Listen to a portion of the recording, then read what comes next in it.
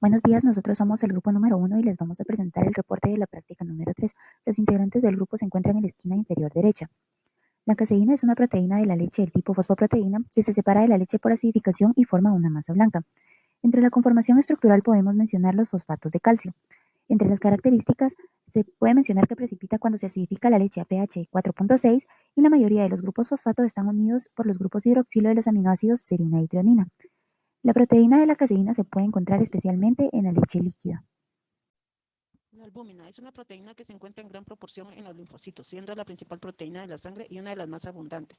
Su conformación estructural es simple, formada por una sola cadena. Sus aminoácidos N terminales es el ácido aspartico y el C terminal es la leucina. Tiene 180 grupos funcionales con actividad iónica.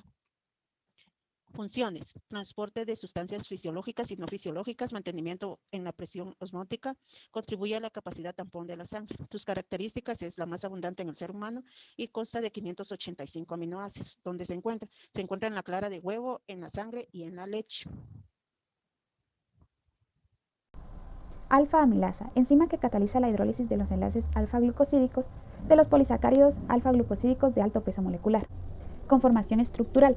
Como se observa en la imagen, el color amarillo representa el dominio A, que consta de un barril TIM beta-alfa, el dominio C representa en verde, que consta de una llave griega conformada de láminas beta, el dominio B está ilustrado en morado e interrumpe el barril TIM del dominio A entre la tercera hebra beta y la tercera hélice alfa. Características físicas. Puede ser inhibida por iones metálicos pesados, donde se encuentra principalmente en la saliva. Función. Como enzima cumple un papel importante en la digestión inicial del almidón, el glucógeno y otros polisacáridos porque cataliza la hidrólisis de los enlaces alfa-glucósidos, lo cual representa la configuración alfa-numérica de los oligosacáridos. La desnaturalización consiste en la pérdida de actividad biológica. Durante este proceso, los enlaces covalentes peptídicos de las proteínas no se rompen. El efecto más visible del proceso consiste en un descenso de la solubilidad, pues los grupos hidrofóbicos ubicados en el interior de la molécula quedan expuestos al solvente acuoso. Algunas proteínas desnaturalizadas pueden recuperar su estructura nativa y su actividad biológica por medio de una renaturalización. Estos son los materiales utilizados durante la práctica y sus reactivos.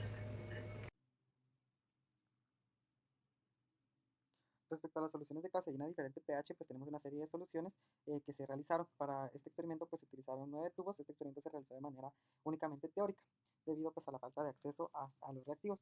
La caseína está en una disolución con un buffer de acetato de sodio y mientras se le va agregando más ácido acético, el pH disminuye, por lo que la caseína empieza a precipitar. Al precipitar por la acción de los ácidos se llama caseína ácida. La caseína, por contener grupos fosfato, tiene carácter ácido y su punto isoeléctrico es aproximadamente de 4.6.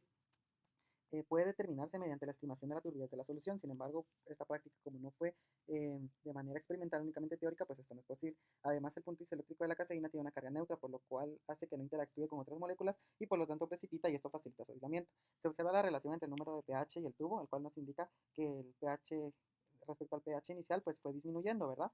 Entonces nos damos cuenta que en el tubo 1 es en donde se aproxima más al punto isoeléctrico de la caseína. Ahora bien, luego de agregar sulfato de cobre o wolframato de sodio, debido a que cada tubo tenía ácido acético en mayor proporción, y luego de llegar al pKa, el pH volvió a incrementar porque el ácido acético se encontraba más concentrado. Respecto a la prueba de Biuret, como vemos en la siguiente gráfica, que es ya el punto isoeléctrico de la caseína tiene un pH aproximadamente de 6.6 en esta prueba. Estando a este pH, la proteína se encuentra cargada negativamente y se solubiliza como sal cálcica. Al añadirse el ácido a la carga negativa de la superficie de la micelia, se neutraliza y la proteína neutra precipita.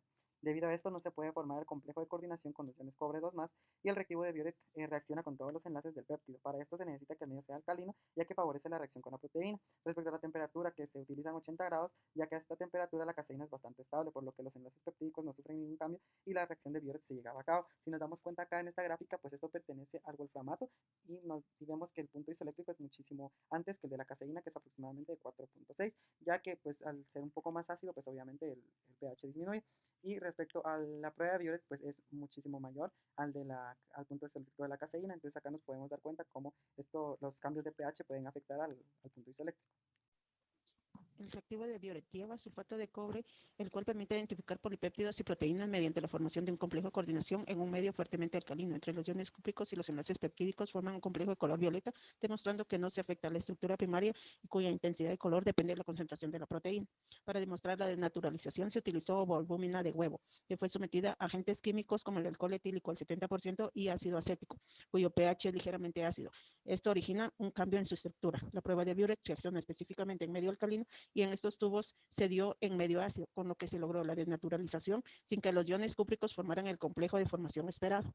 En el tubo 2 se disolvió en una sal neutra, como es el cloruro de sodio, siendo un estado suficiente para la formación del complejo de coordinación.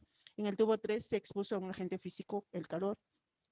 Este afecta las interacciones débiles, principalmente a los puentes de hidrógeno, desnaturalizando la proteína, que se encuentra enrollada y se forman enlaces que unen las cadenas con otras y se observa una poca turbidez.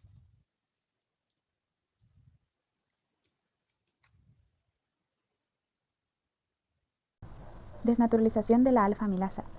En el frasco número 1, que contiene agua más almidón, se observa una prueba positiva ya que el almidón forma con el yodo un color azul oscuro, que se debe a la absorción del yodo dentro de los espacios abiertos de la hélice de amilosa que constituyen el 20% del almidón. En el frasco número 2, que contiene alfa-amilasa, almidón más agua, se observa una prueba negativa, ya que la amilasa rompe enlaces alfa-1,4 del almidón, rompiendo uno de cada 2 o 3 enlaces, obteniéndose maltosa y maltatosa respectivamente. En el frasco número 3, que contiene alfa-amilasa más ácido acético más almidón, es una prueba positiva, ya que el ácido acético rompe la proteína, cambia su estructura y ya no es capaz de romper los enlaces de almidón, por lo tanto el almidón que sigue intacto y se colorea con el Lugol. Esto se demuestra que una proteína, al perder su estructura terciaria o su conformación nativa, pierde su función. Referencias y gracias.